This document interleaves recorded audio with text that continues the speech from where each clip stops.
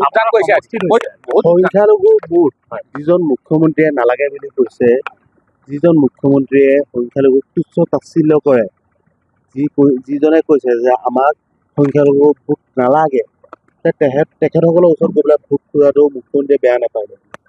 এতিয়া কি হয়, এতিয়া মানে এতিয়া ইলেকশ্যন আহিছে বুলি মুখ্যমন্ত্ৰী ডাঙৰীয়াই এতিয়া সংখ্যালঘু ভোট খুজি ফুৰিছে নেকি? ইমান দিনে আপোনাৰ ভোট নালাগে, বাংলাদেশী, বিদেশী, অবৈধ বাংলাদেশী বিভিন্ন ধৰণৰ কথাৰে সংখ্যালঘুবোৰক গালি পাৰি আছে।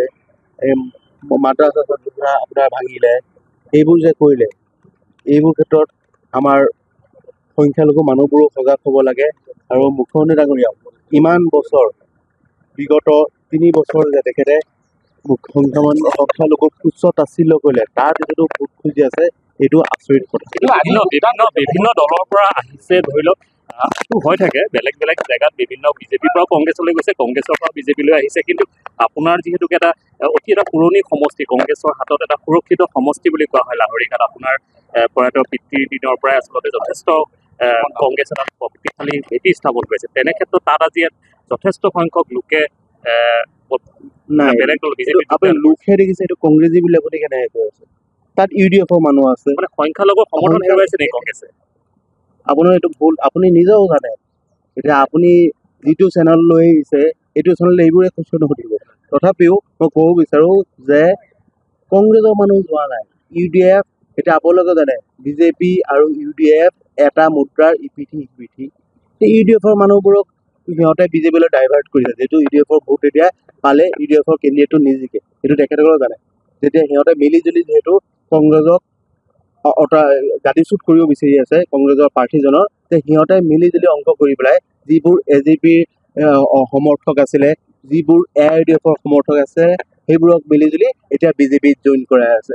এইটোত আমাৰ কংগ্ৰেছৰ কোনো ক্ষতি নহয় আৰু আমাৰ কংগ্ৰেছৰ ভোট ইনটেক্ট আছে। আজি কেইদিনমান পূৰ্বে প্ৰদ্যুৎ বৰদলৈ ডাঙৰীয়া আপোনাৰ এখন লাহৰীঘাটত এখন সভা অনুষ্ঠিত হৈছিল। সভাত আপোনাৰ কৈছিলে যে আপুনি তেখেতক মাজে মাজে পাহৰি যায়, এইটো সন্দৰ্ভত কি আচলতে আছে? গোটেই বিষয়টো আচলতে স্পষ্ট হৈ ৰ'ল যে কিহৰ কাৰণে এতিয়া আপুনি চাওক, সেইটোৱে কৈছো, আপোনালোকৰ যিটো চেনেল, সেইটো চেনেলে সেইবোৰ বস্তু সেইফালে লৈ যাব।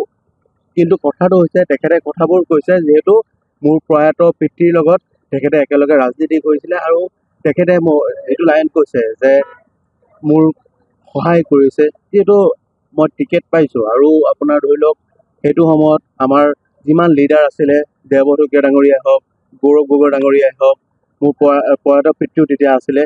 গতিকে তেখেতসকলে চবেই সহায় কৰিছে মোক, আৰু সেইটো কাৰণে মই সকলোকে ধন্যবাদ দিওঁ। কিন্তু তেখেতে যিটো কথা কৈছে সেইটো মিনিং কৰি কোৱা নাই যে পাহৰি যায়। তেখেতে কৈছে যে এনি টাইম যোগাযোগ ৰাখিব লাগে, কাৰণ মিলি জুলি পেলাই আমি দলটোক উঠাব লাগিব। দেখা গৈছে সংখ্যালঘু এলেকাত যিহেতু বিজেপি এবাৰ সোমাইছে বা সংখ্যালঘু লোকক যোগদানো কৰাইছে, বিজেপিত যোগদান কৰাইছে, ইয়াৰ ফলত আৰু বিজেপি প্ৰাৰ্থীগৰাকীও সোমাইছে সংখ্যালঘু এলেকাবিলাকত, ইয়াৰ ফলত আপোনালোকৰ ক্ষতি হ'ব নেকি কংগ্ৰেছ দলৰ? চাওক, এইটো যোগদান কিছুমানক কৰাইছে, কিন্তু এটাও মুছলিম ভোট আপোনাৰ সংখ্যালঘু ভোট বিজেপিয়ে নাপায়।